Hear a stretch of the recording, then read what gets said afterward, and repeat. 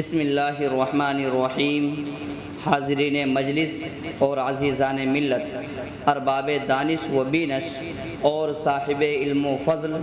جب کوئی مذہبی، سیاسی یا اصلاحی اجلاس منعقد کرتے ہیں تو اس کے لیے باقاعدہ آغاز سے قبل مسند صدارت پر کسی لائق و فائق اور مسلم الثبوت شخصیت کو فائز کرنا ضروری سمجھتے ہیں تاکہ اس کی سربراہی و سرپرستی میں اجلاس بحسن و خوبی اختتام پذیر ہو۔ دانشوروں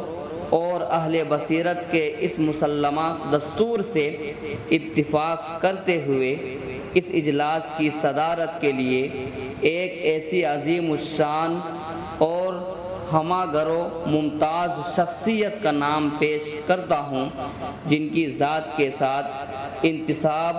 خود عہدۂ صدارت کے لیے باعث فخر ہے۔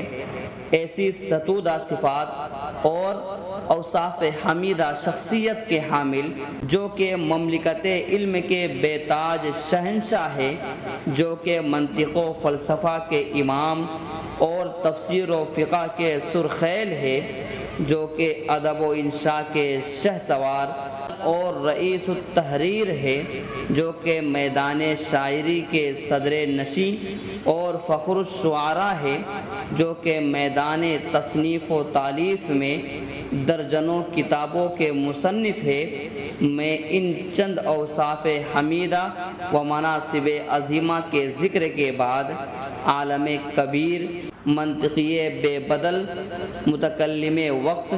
حضرت مولانا و مفتی ذاکر حسین صاحب کا نام بڑے ہی ادب و احترام کے ساتھ اس منصب جلیلہ کے لیے پیش کرتا ہوں اور درخواست کرتا ہوں کہ قبول فرما کر